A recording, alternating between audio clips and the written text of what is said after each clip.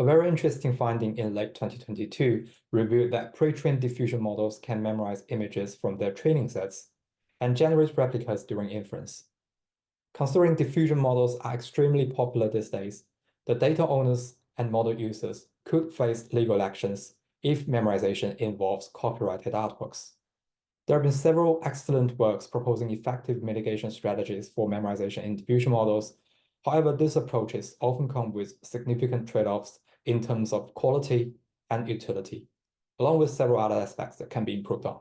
There are two common definitions of memorization. The first is pixel level, the second is object level. Each definition uses different similarity measures. And there are three main causes of memorization. One is that user prompts can sometimes be so specific that they trigger memorization, acting as the keys that retrieve a memorized image from the pre-trained diffusion model. Also, duplicated training images and even duplicated captions across these images can cause the model to overfit during training, resulting in these elements being memorized. As shown in the figure, in the original diffusion models that uses classify-free guidance, the unconditional generation at point A is linearly guided towards the text conditional generation at point B. This can result in generation falling inside of the sphere, indicating that it has become a memorized generation. In our anti-memorization guidance framework, we introduces three guidance methods. Each of these methods effectively moves the generation away from memorization, shifting it from point B to exit the sphere at points X, Y, or Z on the surface. The first guidance method is called the specification guidance. It is simply the reverse of the original classify-free guidance, shrinking the guidance scale, instructing the prediction to move back from point B towards point A in the figure.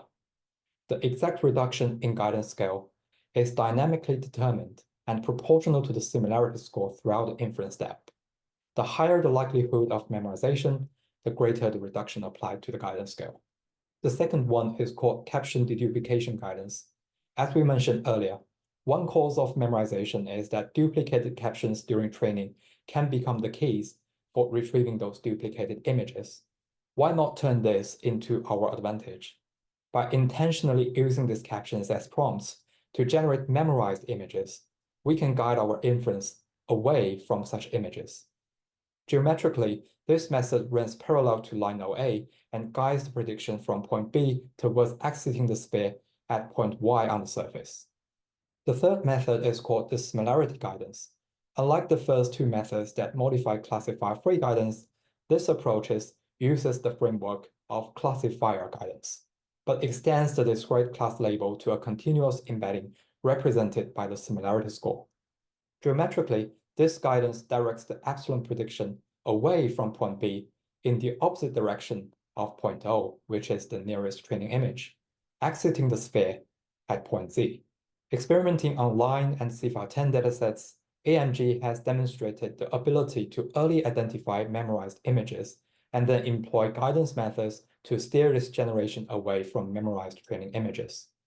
Qualitative results demonstrate AMG's effectiveness in reducing memorization for stable diffusion and DDPM. Quantitative results also demonstrate AMG's significant improvement in reducing memorization compared to baseline methods while maintaining comparable output quality and utility. These are the results from stable diffusion using the line dataset. And these are the results for IDDPM using the CVPR10 dataset. Ablation studies demonstrate the necessity of each guidance method in AMG. Without this similarity guidance, the effectiveness of memorization reduction is compromised.